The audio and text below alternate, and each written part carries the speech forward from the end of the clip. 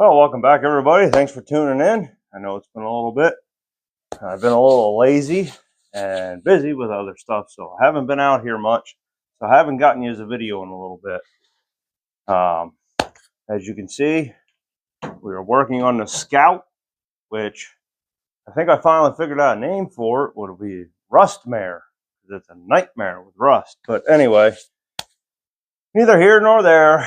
Just show you what I've been up to with it. As you can see, the body is up in the air. Remember, no matter what I do here, I do not recommend anybody else trying it. I'm an idiot.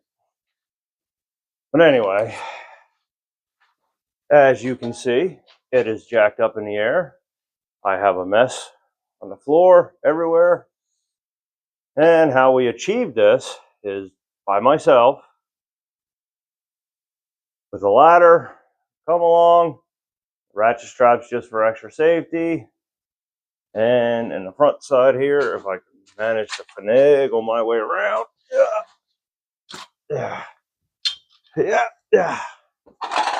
is the engine hoist. And that's with a piece of 2x3, I think it is.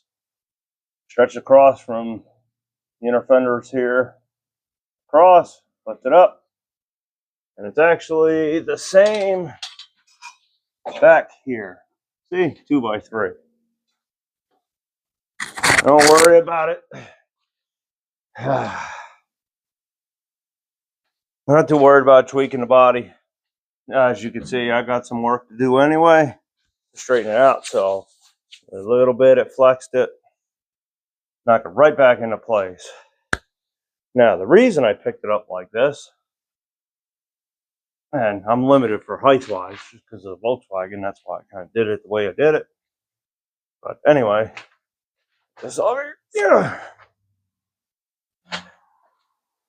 there we go, is not to do any body work. I didn't intend on doing any body work down here. I wanted to do frame work. So I did notch on the back here. This used to come straight back. And I notched it in the front. And if you're wondering why I did it, and lower part on the other side was actually rusted out on the bottom. So that had to be cut out and fixed anyway. And as I said, it's fully welded all the way around. And the hangers are welded. I'm going to run a stiffening brace here just because this is a little thinner, like 1.25 inches. But I'm going to run a brace here across on both sides and over there as well. I just haven't done that yet. I can do that at any point in time. And the front,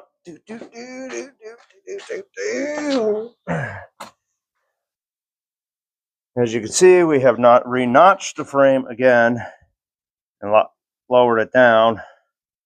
This gives us, now obviously, both sides are like that, and I got to finish welding them. Anyway, both sides are like that in the front. I got to finish welding them, and then box it underneath. And I think I might go across it with something else as well. You know, extra stiffening brace, just because it's at a goofy angle. I should have did it from the get-go, but I didn't, and then it would have all been one piece. But it is what it is. I think it'll work. I think I can make it strong enough. Same with back here. Once I stiffen this up and retie it back into the front side of the frame here, this will end up being plenty strong enough. Inside, underneath this, what you can't see is I actually did put a stiffening brace in. It's actually like it, figure like a long T in there, one going this way, and then one no, there's two of them. Yeah, there's two of them. There's two of them going across inside, across the frame, and then there's one coming up. And I notched everything, and well, it's good. So that'll be more than strong enough. The front section is going to be the iffy one, which, like I said, I'll probably run a bigger plate over top and then plug weld it and fully weld it all the way around. I do have to relocate. Yeah, bring over, as you can see, bump stops, because they're little too low. You can actually see on the other side how close it is to the axle. And we're going to change that because I didn't notch this up. And I would have had to notch the middle there as well. I didn't want to. But you can see they're not quite directly in line. They weren't quite directly in line to begin with. And now they're even worse. Okay, let's see. Where are you? Okay, got your back in the box. Which I can do that at any time too. Even when the body's down, I'll be able to lop them off and center them closer with the axle and re-weld them a little higher. Because the axle's not 100% in place yet. I just have it snug down. Nothing's welded, nothing's solid. Now that was a lot of work for, I think what I gained, 2.5 inches.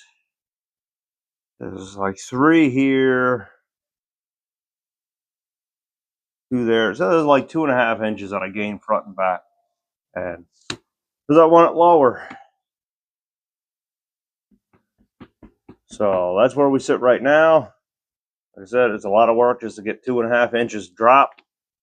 I know, but I go with what I got and what I can do. So without the weight of the body on, I don't know exactly where it's going to sit. And if you're wondering why the wheels and tires have changed, these were actually off piecemeal there. These are the original wheels off of the 67 Plymouth. Traffic go by. But the tires are basically brand new. There's probably, you'd be lucky if there's a couple 100 miles on these tires. So they're going to work for 2 reasons. The first reason being, I don't know how to speak.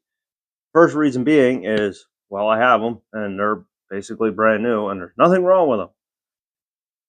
That's reason number 1. So I'm going to use them for the time being. Reason number 2, the reason I swapped them from the Crown Vic tires,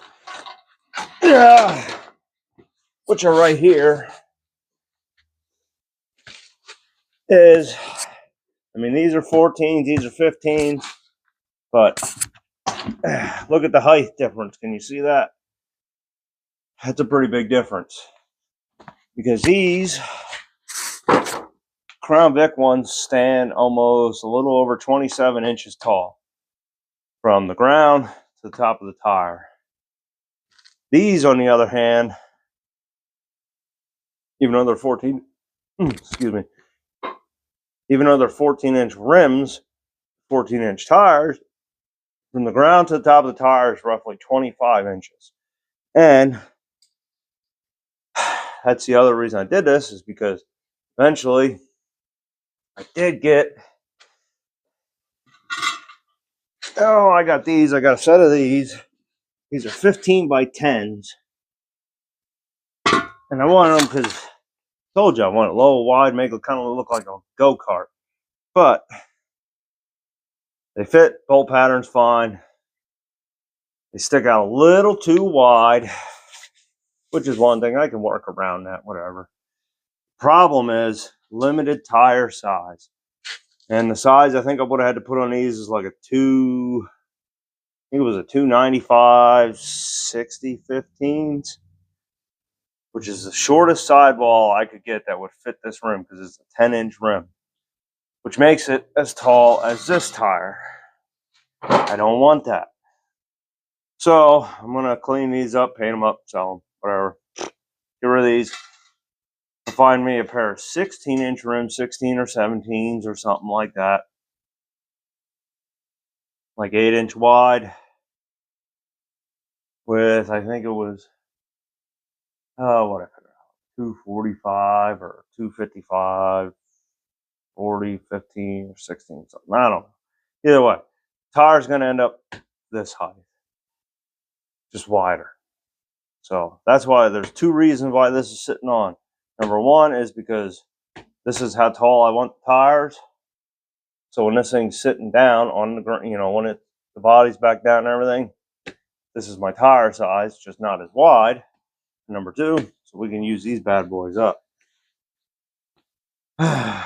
So, as you can see, the other thing we're going to do, don't mind me, I really don't want to hang underneath here too long, but I will finish after I'm done boxing both sides. I won't do the bottom completely until I kind of have everything out of the way and I can jack it up and get underneath it. Right now I cannot move the engine hoist because it's holding the body up. But once I get a little closer here, once that's done, I'm gonna center out the motor and transmission to the rear end. Right now it's close. It's hard to see, but anyway, it is close. But we're gonna center that out, and then I'm gonna make the cross member while it's easy to get underneath.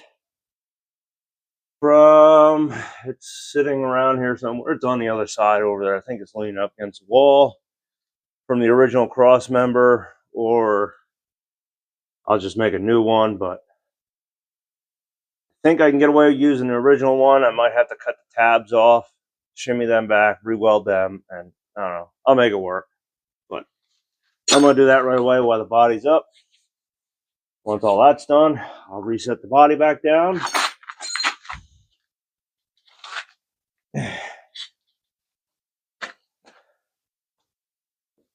Yeah, so once that's all welded and done, cross member's done,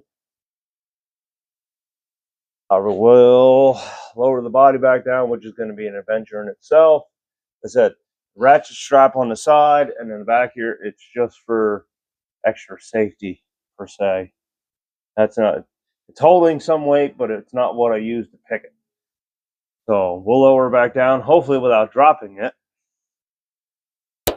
Please. And then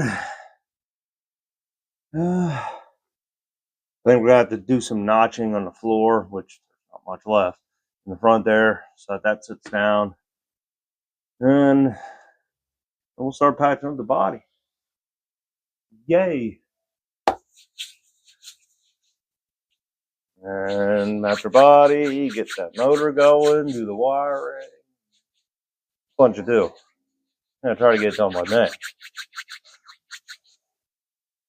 Be close, be tight. I got some other plans in the works too, so I'll tell you about that on a later date. But anyway, that's all I wanted. That's all I wanted today was just to give you a heads up where we stand with the Scout. Now deemed Rust-Mare. We'll go from there.